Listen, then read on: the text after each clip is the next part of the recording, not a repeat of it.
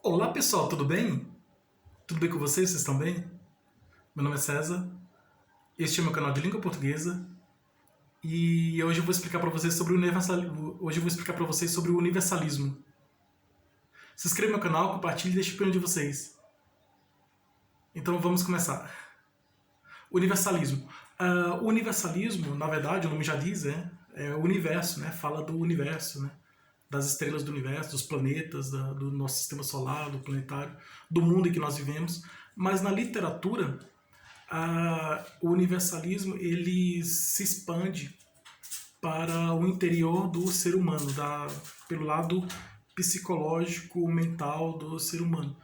Porque o regionalismo ele ficava restrito, o regionalismo ficava restrito somente àquela região. O nacionalismo já trazia o tema da nacionalidade, né? Por isso que traziam muitas obras literárias, traziam personagens do folclore, das histórias do folclore, valorizar a nacionalidade brasileira. E foi o primeiro tempo modernista, né? A valorização da nacionalidade brasileira, como que nós vimos na Semana de Arte Moderna, né? Um vídeo que eu falei sobre a Semana de Arte Moderna, que o primeiro movimento modernista é a valorização da nacionalidade brasileira, a valorização do Brasil, da cultura brasileira, né, do folclore, da cultura brasileira. Preocupação mais com o nosso próprio país, né, no país em que nós vivemos. Aí depois veio o segundo tempo, já foi o regionalismo, né? Então havia o tema nacional, da nacionalidade. É, no primeiro momento havia a preocupação com o nacional, mesmo que havia, mesma preocupação que havia no romantismo. No primeiro movimento modernista havia preocupação com o nacional, com a nacionalidade. Por isso que muitas obras falavam de folclore, de personagens do folclore, da cultura brasileira, né, a cultura das três raças que formaram o povo brasileiro, as três raças, os negros, os brancos, os índios. Então, voltava o tempo do descobrimento, para trazer um pouco da história do nosso país, para as pessoas conhecerem um pouco do país em que nós vivemos. E essa preocupação da nacionalidade, né? Havia no primeiro movimento modernista, primeiro momento modernista era a preocupação com a nacionalidade. E as obras literárias traziam a cultura nacional brasileira. Então, a cultura do nosso próprio país. A preocupação consigo próprio, com nós mesmos, com o nosso país, a valorização da cultura do nosso país. Aí já no segundo momento foi o regionalismo. O regionalismo ele trazia obras que tinham características regionalistas. Regionalistas porque muitos autores eram de uma determinada região e eles queriam retratar a região onde eles nasceram, onde eles cresceram, onde eles viveram, passaram boa parte da vida deles. A maioria dos autores, dos escritores regionalistas são nordestinos, a maioria dos escritores regionalistas são do Nordeste, da região do Nordeste. Então temos aí Raquel de Queiroz, que é do Ceará, as obras dela falam sobre a região do Ceará.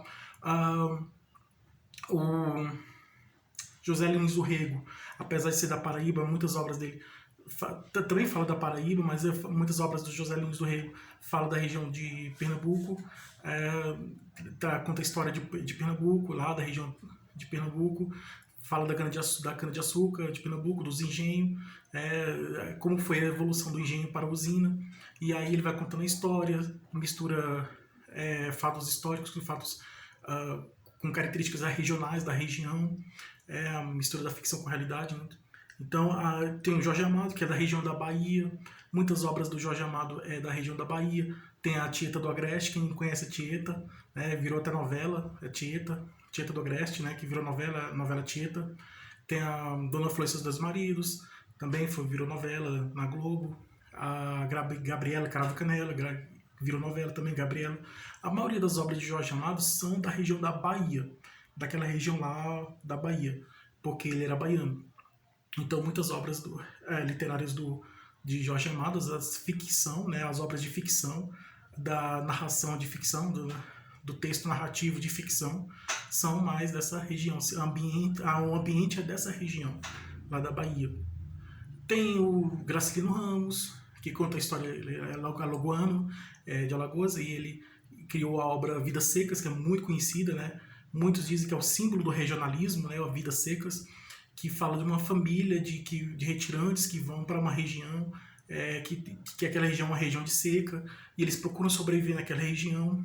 Então, a obra fala da pobreza, da fome, da miséria, dos problemas causados, né? Os problemas da pobreza, da fome, da miséria, muitas vezes causados pela região, pela própria região onde esses personagens vivem, né? Que é a região, que é uma região de seca, né? Causado, né? Um ambiente, região desértico, aquele ambiente desértico causado pela seca. É porque não nascia nenhuma árvore, nada, nenhum pé de planta, nada, era tudo seco. E o sol muito quente, e eles passam andando, ficam andando, procurando alguma coisa para comer, para sobreviver. E a região, e o autor destaca a região da seca. A região onde eles ficam, né? A região que tem essa característica da seca. Aí tem muitos outros autores.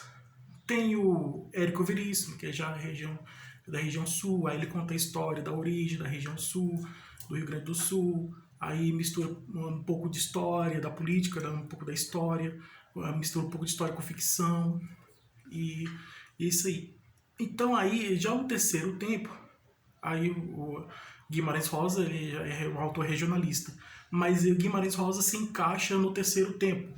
Por quê? Muitas obras de Guimarães Rosa é um escritor regionalista, é um autor regionalista. Então o escritor Guimarães Rosa, que é um escritor regionalista, ele tem muitas obras que falam sim da região onde os personagens vivem e tudo, mas ele vai além. Ele mergulha dentro do personagem. Então, além do Guimarães Rosa mostrar a região onde vivem aqueles personagens, o ambiente, ele também mostra as características do personagem e ele entra dentro do pensamento dos personagens. Então, Guimarães Rosa apresenta os personagens e as impressões desses personagens, as percepções desses personagens sobre aquele ambiente em que eles vivem. Então ele faz a questão de destacar isso, a impressão, o sentimento, a percepção do personagem sobre aquele ambiente que ele vive. Então ele faz questão, o Guimarães Rosa, ele destaca o pensamento dos personagens, né? Guimarães Rosa, em suas obras, principalmente em Grande Sertão Veredas, ele destaca o pensamento dos personagens. A mesma coisa faz Clarice Lispector, porque a Guimarães Rosa é mais da região rural e Clarice Lispector da região urbana. Por isso que muitas obras de ficção da Clarice Lispector é de região urbana, de cidade, região urbana. E ela, assim como Guimarães Rosa, Clarice Lispector, a escritora Clarice Lispector, ela também destaca o pensamento dos personagens. Então, a Clarice Lispector ela não somente conta a história, ela apresenta a história, conta a história, mostra o ambiente que os personagens vivem, mostra os personagens, apresenta o ambiente, apresenta os personagens, conta a história, mas também e principalmente ela mergulha dentro da cabeça dos personagens. A Clarice Lispector ela entra dentro da cabeça dos personagens. A Clarice Lispector entra dentro do pensamento dos personagens. E ela entra dentro dos pensamentos dos personagens e ela expõe, ela coloca em suas obras o pensamento desses personagens. Então ela fala, esse personagem pensa assim, aquele personagem pensa de outra forma, ele é assim. Então ela vai mostrando os pensamentos dos personagens, né? Vai apresentando os pensamentos dos personagens. A Clarice Lispector ela apresenta o pensamento dos personagens. É como se fosse uma escritora psicóloga, a Clarice Lispector, né? A característica principal das obras literárias de Clarice Lispector é a psicologia. É o tema psicológico, é a psicologia dos personagens, né? Então, a Clarice Lispector entra dentro do pensamento dos personagens, entra dentro da cabeça dos personagens, ela entra dentro dos pensamentos dos personagens. E a Clarice Lispector mostra esses pensamentos dos personagens em suas obras literárias. Então, é isso aí. O Guimarães Rosa, ele tem a característica principal dele, algumas características dele, que é a prosa, né? A narração, o texto narrativo, ele se mistura com a poesia. Então, na obra de Guimarães Rosa, em Grande Sertão Veredas, o texto é narrativo, mas também traz características poéticas. Então, ele traz características poéticas. Então, na obra Grande Sertão Veredas, de Guimarães Rosa, tem o texto narrativo, e esse texto narrativo se mistura com o poema. Então, é um texto narrativo, em Grande Sertão Veredas de Guimarães Rosa, o texto narrativo se mistura com o texto poético. Então, a narração se mistura com a poesia. Então, aí tem a mistura da narração com a poesia, né? Com o texto de ficção, né? Com um texto narrativo, né? Existe a mistura do texto narrativo com o texto poético. Tem a mistura da narração com a poesia. E também, aí ele vai expressando a musicalidade na obra literária, né? Tem essa mistura da narração com a poesia. Tem também a presença dos pensamentos dos personagens, né? Guimarães Rosa também mostra o pensamento dos personagens, principalmente em relação sobre o ambiente em que eles vivem, naquele ambiente lá. Também a oralidade, né? A linguagem, que muitos escritores procuraram usar a linguagem padrão, né? A linguagem erudita, padrão. Em Guimarães Rosa, a linguagem é mais coloquial, é mais informal, é uma linguagem mais comum, né? Uma linguagem mais popular, vamos dizer assim. Então a linguagem da obra literária de Guimarães Rosa é uma linguagem popular, é uma linguagem simples, não é uma linguagem rebuscada, erudita, rebuscada, é uma linguagem simples, é uma linguagem coloquial, uma linguagem mais simples e popular. É a linguagem que está no texto, na obra poética, na obra narrativa e poética, na obra literária de Grande Sertão Veredas de Guimarães Rosa. Como também está presente em outras obras literárias de Guimarães Rosa. E a Clarice Lispector é isso. A Clarice Lispector, ela destaca o pensamento dos personagens, ela apresenta o pensamento dos personagens, mostra o pensamento dos personagens, e ela tem esse destaque da psicologia dos personagens, né? Ela apresenta os pensamentos dos personagens, ela fala, esse personagem pensa assim, esse já pensa de outra forma. Então, esses são autores que já vai no nível mais universal. Universal, por quê? Eles falam dos sentimentos que todo ser humano tem. Uma pessoa aqui no Brasil pode ter o mesmo sentimento de uma que está nos Estados Unidos, de outra que está na China, no Japão, na Índia, na África, na Europa.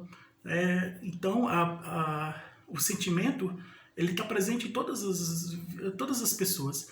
O sentimento de medo, né? O medo, a esperança, a alegria, a tristeza, as sensações, as percepções das pessoas sobre o mundo em que vive. Então, os sentimentos eles são universais. Os sentimentos, as ideias, os pensamentos, então, medo. Quem não tem medo? Todo mundo tem medo, né? Se aparecer um disco voador, as pessoas vão ter várias, assim, de olhar para o céu e ver um disco voador, as pessoas vão ter várias reações. Muitos vão ficar admirados, né? Observando aquela maravilha, outros vão ficar com medo. Mas tanto a admiração como o medo são sentimentos que estão dentro do ser humano. Então, é um sentimento que está dentro do ser humano, que pertence a todas as pessoas. Então, logicamente, é um sentimento universal. Tá? O medo, a tristeza, a alegria, a admiração, e outros mais. O amor também. O Shakespeare, William Shakespeare, as obras de William Shakespeare são obras universais. Porque William Shakespeare, ele, na obra Romeu e Julieta, ele fala do amor. E o amor está presente na vida de muitas pessoas. Vamos dizer, o amor está presente na vida de todas as pessoas, do mundo inteiro, do planeta inteiro, do mundo inteiro. Então o amor é um tema universal. Você só citando um pouco Shakespeare. Como também outros sentimentos que Shakespeare também explora, que Shakespeare também apresenta em suas obras literárias, sentimentos dos seus personagens, e que também são, que está presente nos personagens de ficção, mas também estão presentes nas pessoas reais, né, de todos nós. Então esses autores são autores universais. Por que são autores universais? São autores universais porque as suas obras literárias são autores universalistas ou universais, são autores universalistas porque nas suas obras literárias apresentam temas universais, né, como esses que eu acabei de explicar. Então temos na poesia, também apresenta temas universais na poesia. Então as características poéticas na poesia, dos temas universais.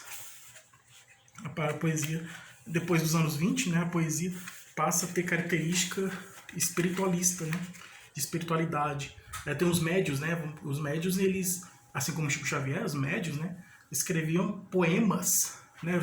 Tem as obras literárias de Chico Xavier, poemas psicografados, poemas psicografados, de psicografia. Psicografia é comunicação da alma, né? Então, tem um médium, psicógrafo, que ele escreve e ele, a mão se move sozinha, ele escreve, e o espírito, ele escreve o seu texto, sua obra literária, por ele mesmo, né? O médium, ele só apenas empresta a mão para escrever. E tem aí, tem uns poemas de Augusto dos Anjos, tem também os poemas de Bocage, e muitos autores, né? Muitos poetas que escreveram livros depois de mortos, né? É uma comunicação da alma. Então, psicografia é a escrita da alma, né? Então, é a comunicação da alma, né? Então, o espírito, ele escreve uma obra literária através do médium e ele produz uma obra literária. Então, isso aí é no espiritismo, né? Na espiritualidade, mais no espiritismo de Kardec. Então, que tem essas manifestações mediúnicas, né, da psicografia. Então, tem o médium, ele recebe esse espírito e o espírito escreve a obra literária, ele pode escrever um poema, um conto, um romance, escreve um texto, pode ser um texto narrativo, um texto poético, e é de autoria do espírito. Então, é isso. Ele apenas empresta o seu corpo para a manifestação do espírito e ele vai e escreve a própria obra literária dele. A espiritualidade, aqui estão os autores espiritualistas. Os autores espiritualistas, de alguns eram médios, né? De outros não eram médios. Mas todos os autores espiritualistas, eles traziam a preocupação com o espiritual, né? Com a espiritualidade. Então, e que é um tema universal, né? A espiritualidade, a alma, ela é universal, né? Está em todos os lugares, né? Então, já dizia, né, o livro dos Espíritos de Kardec, né? A alma pode estar em todos os lugares, né? Então, tem o mundo material, tem o mundo espiritual, e esses poetas, eles destacavam mais o mundo espiritual. Então aqui, os poetas espiritualistas são, as características dos poetas espiritualistas são a afirmação dos valores espirituais do homem, revigoramento da herança simbolista que enfatizava a tradição e o mistério, preocupação religiosa e filosófica, ênfase dada ao universalismo dos temas. Então temos muitos autores espiritualistas, autores espiritualistas como Jorge de Lima, Murilo Mendes, Cecília Meirelles, Augusto Frederico Smith, Tasso de Oliveira, Abreu Amoroso Lima, Murilo Araújo, Jackson de Figueiredo, Emílio Moura, Andrade Muricy, Adelino Magalhães e outros. Então aqui temos Jorge de Lima, tem aqui Murilo Mendes, né? Os poemas de Cecília Meirelles também. Cecília Meirelles é uma autora espiritualista também. Então, essas são a característica espiritual. Agora tem... isso foi depois dos anos 20. Aí, no início dos anos 30, teve a Semana de Arte Moderna, nos anos 20. Aí vem a poesia espiritualista, também nos anos 20. As obras do modernistas nos anos 20. As obras regionalistas, também nos anos 20.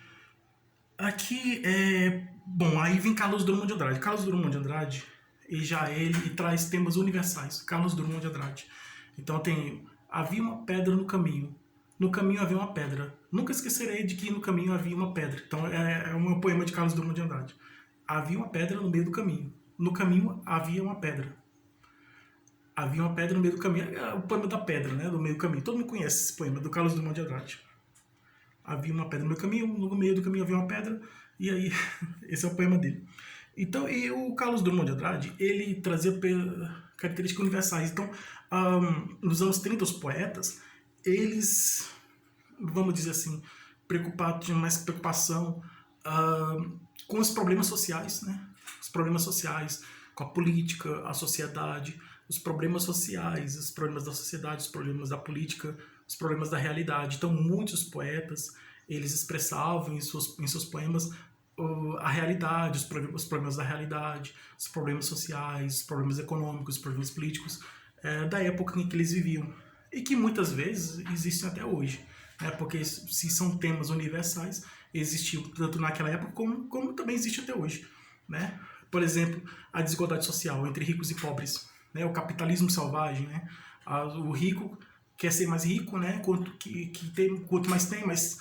Então tem um grande empresário que tem o seu empregado, que ele muitas vezes ele é pobre, e aí ele trabalha para esse grande empresário, que ele tem uma grande empresa, ele vai acumulando riqueza, e assim, é a desigualdade social, né? Que todos nós conhecemos. Então, Carlos Drummond de Andrade e outros autores destacavam isso, né? Essa desigualdade social, essa assim causada pelo capitalismo, né? Entre os ricos, né? Desigualdade social entre ricos e pobres, e esses problemas sociais, problemas econômicos, políticos. Então, que existiu naquela época e também que existe até hoje, né? Porque são temas universais. Então, aqui, aí vamos ver aqui. Aí vem os outros autores. Carlos Drummond de Andrade, aí tem Vinícius de Moraes, e vamos avançar um pouquinho no tempo para Guimarães Rosa. Já cheguei a falar do Guimarães Rosa, da Clarice Lispector, que também foram importantes. Aqui, no terceiro tempo modernista. No terceiro tempo modernista, a narrativa passou a renovar-se. Vimos que Clarice Lispector e Guimarães Rosa renovaram o romance. O conto, que também é gênero narrativo, não ficaria esquecido. A partir de 1945, uma geração de jovens prosadores, recolhendo as novas conquistas da ficção, produziria nas décadas de 50 e 60 e subsequentes uma antologia interminável de contos psicológicos, regionais, surrealistas, documentais, impressionistas e fantásticos. Além dos prosadores já citados na unidade anterior, outros surgiram nos últimos anos, constituindo a recente geração de contistas e romancistas brasileiros. Merecem destaque, entre outros, Clarice Lispector, Lígia Fagundes Telles, Rubem Fonseca, Dalton Travisiano. Rubem Fonseca é o escritor que morreu recentemente. Ele se destacou por romances policiais, obras... Ele produzia mais contos, né? Os contos de Rubem Fonseca, as obras literárias de Rubem Fonseca, são obras de ficção policial. Então, são obras de ficção policial. Então, ele é um contista, ele é um escritor de contos, o Rubem Fonseca. O Rubem Fonseca é um escritor de contos, e os seus contos apresentavam ficção policial, a ficção de tema policial, porque ele já trabalhou como escrivão numa delegacia de polícia, então, assim. E os problemas da cidade grande, né, também, ele apresentava também em seus contos, em seus textos narrativos policiais, esses problemas da cidade grande, e então a característica dos contos de Rubem Fonseca é a característica policial, do gênero policial, e destacava esses problemas aí. Então, assim, aí tem vários outros aqui, tem o Rubem Fonseca, tem o Dr. Travesian, José Milo Fernandes, João Antônio, Luiz Vilela, Nelson Pinho, Inácio Loyola Brandão, Osman Lins, Roberto Drummond, Moacir Silar, Heberto Salles, João Ubaldo Ribeiro, Oswald de França Júnior, Rua da Massa e Antônio Torres. Não devemos esquecer o escritor mineiro Pedro Nava, que deixou uma obra moralística de vulto, e a novíssima geração de autores surgida após a década de 80, na qual figuram nomes como Caio Fernando Abreu, Zumírio Tavares, Ribeiro, João Gilberto Nou, Marcelo Rubens Paiva, João Silvério, Travesian, Milton, Radon, Marilene Felício e Dionísio de Silva. Então, aí temos aqui a Clarice Lispector. As obras de Clarice Lispector são... lembrando que Clarice Lispector, a maioria das obras de Clarice Lispector tem características psicológicas. Tá? E as obras de Clarice Lispector são Perto do Coração Selvagem, de 1944, O Lustre, de 1946, A Cidade Sitiada, de 1949, A Maçã no Escuro, de 1961, Paixão segundo o GH, 1964, Uma Aprendizagem, O Livro dos Prazeres, 1969, Água Viva, de 1973, A Hora da Estrela, de 1977, alguns contos, Laços de Família, Legião Estrangeira, Felicidade Clandestina, A Imitação da Rosa e A Vicruzes do Corpo. Então aqui Essas são as obras literárias de Clarice Lispector. As obras literárias de Lígia Fagundes Telles também apresenta as obras literárias de Clarice Lispector. A narração ambiente a cidade urbana, ambiente urbano da cidade. Também apresenta esses problemas que acontecem nas cidades. As obras de Lígia Fagundes Telles são Ciranda de Pedra, que virou novela também, Ciranda de Pedra, de 1954, Verão no Aquário, em 1963, As Meninas, de 1973, A Disciplina do Amor, fragmentos, 1980, As Horas Nuas, 1989, Conto Praia Viva, O Pacto Vermelho, Antes do Baile Verde, Seminário dos Ratos, Mistério, A Noite Escura e Mais Eu.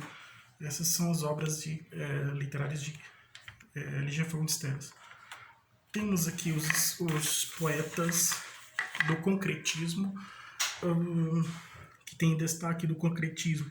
O concretismo, ele procurava, os poetas concretistas, eles procuravam mostrar o poema não somente no sonoro, né, audível, visual, audível, mas também visual. Então o poema tem comunicação visual. Então tinha preocupação da estrutura. Eles procuravam modificar a estrutura do poema, E o papel fazia parte dessa estrutura do poema. Então fazia poemas, havia poemas que tinham forma de desenhos, desenho de uma casa, de uma árvore, tudo, fazia forma de desenhos.